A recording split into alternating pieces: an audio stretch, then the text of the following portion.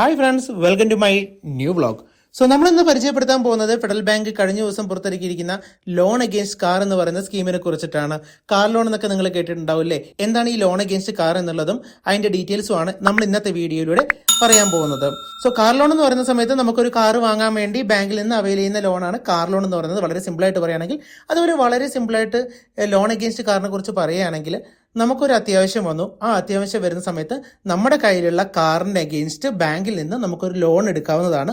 ഇതാണ് loan against car എന്ന് പറഞ്ഞാൽ വളരെ സിമ്പിൾ ആയിട്ട് നമുക്ക് പറയാൻ പറ്റുന്നത്. സോ എങ്ങനെയാണ് ഇത് ബാങ്ക് ചെയ്യുന്നത്? നിങ്ങളുടെ കയ്യിലൊരു വെഹിക്കിൾ ഉണ്ട്. ആ വെഹിക്കിളിന്റെ മുകളിൽ ലോണുകളോ മറ്റു ബാധ്യതകളോ ഒന്നും ഇല്ലെങ്കിൽ നിങ്ങൾക്ക് ബാങ്കിനെ സമീപിക്കാവുന്നതും ബാങ്ക് ഈ വണ്ടിയെ പൂർണ്ണമായി ഇൻസ്പെക്ട് ചെയ്യുകയും അതിന്റെ അന്നത്തെ മാർക്കറ്റ് വാല്യൂടെ 85-90% വരെ നിങ്ങൾക്ക് ലോൺ ആയിട്ട് ലഭിക്കുകയാണ് ചെയ്യുക. ഈ ഒരു കേസിൽ കാറ് ബാങ്കിലേക്ക് ഹൈപ്പോത്തിക്കേറ്റ് ചെയ്ത് വെക്കുന്നതാണ്. എല്ലാവർക്കും തന്നെ ഈ ഒരു സ്കീമിൽ നമുക്ക് അപ്ലൈ ചെയ്യാൻ പറ്റുന്നതാണ്. അതുപോലെ തന്നെ 1 ലക്ഷം രൂപ മുതൽ 50 ലക്ഷം വരെയാണ് നമുക്ക് ഈ ഒരു സ്കീം പ്രകാരം ലോൺ അവൈൽ ചെയ്യാൻ പറ്റുന്നത്.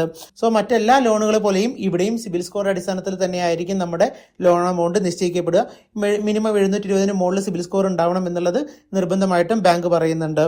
അതുപോലെ ഈ ഒരു ലോൺ നമുക്ക് തിരിച്ചടയ്ക്കാനായിട്ട് 7 വർഷമാണ് ബാങ്ക് കാലാവധി വരുന്നത്. പക്ഷെ അവിടെ ഒരു കണ്ടീഷൻ ഉണ്ട്.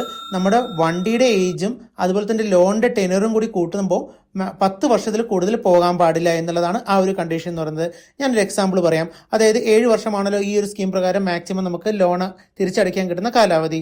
പക്ഷെ നിങ്ങളുടെ വണ്ടിയുടെ ഏജ് എന്ന് പറയുന്നത്, നിങ്ങൾ വണ്ടി വാങ്ങിയിട്ട് 5 വർഷമായി എന്ന് വിചാരിക്കുക. 5-ാം വർഷമാണ് നിങ്ങൾ വണ്ടിക്ക് എഗെയിൻസ്റ്റ് ലോൺ എടുക്കാൻ പോകുന്നതെന്ന് വിചാരിക്കാം.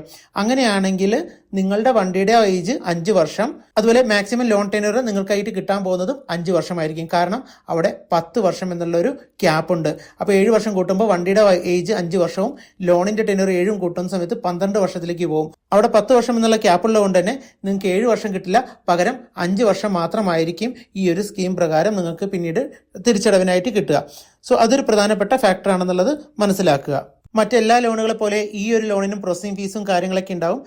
നിലവിൽ അറിയാൻ കഴിഞ്ഞത് 1% ആണ് പ്രോസസിംഗ് ഫീസ് എന്നുള്ളതാണ്. അതുപോലെ തന്നെ ഇൻട്രസ്റ്റ് റേറ്റ് എന്ന് പറയുന്നത് എന്തായാലും ഒരു personal loan level interest rate ആയിരിക്കും. മേ ബി 13%, 14% ഒക്കെ ഇൻട്രസ്റ്റ് റേറ്റ് വരാൻ ചാൻസ് ഉണ്ട്. ഇത്തരം കാര്യങ്ങളൊക്കെ നിങ്ങൾക്ക് നിങ്ങളുടെ നിയറസ്റ്റ് ബ്രാഞ്ചുമായിട്ട് ബന്ധപ്പെട്ട് മനസ്സിലാക്കാവുന്നതാണ്. മേ ബി ഇത് പേഴ്സൺ ടു പേഴ്സൺ ഒക്കെ വേരി ചെയ്യാനുള്ള ചാൻസസ് ഉള്ളത് കൊണ്ടാണ് ഞാനത് അങ്ങനെ കൃത്യമായിട്ടൊരു ഇൻട്രസ്റ്റ് റേറ്റ് ഇവിടെ പറയാത്തത്. സോ ബാക്കിയുള്ള കാര്യങ്ങളൊക്കെ സിമിലർ തന്നെയാണ്. എല്ലാ തരത്തിലുള്ള ഡോക്യുമെന്റേഷൻ, ഇൻകം പ്രൂഫുകളും കാര്യങ്ങളൊക്കെ എല്ലാം തന്നെ നമ്മൾ മറ്റുള്ള ലോണുകൾക്ക് എങ്ങനെയാണോ പ്രോസസ് ചെയ്യുന്നത് അതെല്ലാം തന്നെ ഇവിടെയും ബാധകമാണ്. സോ ഇത് വളരെ സിമ്പിളായിട്ട് നമുക്ക് അവൈൽ ചെയ്യാൻ പറ്റുന്ന ഒരു ലോണാണ് ലോൺ അഗെയിൻസ്റ്റ് കാർ എന്ന് പറയുന്നത്. സോ ആർക്കെങ്കിലും എടുക്കാൻ പ്ലാനുകൾ ഉണ്ടെങ്കിൽ നിങ്ങളുടെ നിയറസ്റ്റ് ഫെഡറൽ ബാങ്കിൽ കോൺടാക്ട് ചെയ്യുക. അതുപോലെ തന്നെ നിങ്ങൾക്ക് ഈ ലോണായിട്ട് ബന്ധപ്പെട്ട് എന്തെങ്കിലും ഡൗട്ടുകൾ ഉണ്ടെങ്കിൽ നിങ്ങൾക്ക് ഇവിടെ കമന്റ് ആയിട്ട് രേഖപ്പെടുത്താവുന്നതാണ്. ഞാൻ അതിന് റിപ്ലൈ തരുന്നതുമാണ്. സോ ഈ ഒരു വീഡിയോ നിങ്ങൾക്ക് എല്ലാവർക്കും ഇഷ്ടപ്പെട്ടെന്ന് വിചാരിക്കുന്നു. ഇഷ്ടപ്പെട്ടെങ്കിൽ ഷെയർ ചെയ്യാൻ മറക്കരുത്. അതുപോലെ വീണ്ടും മറ്റൊരു വീഡിയോയുമായി കാണുന്നവരെ ഗുഡ് ബൈ.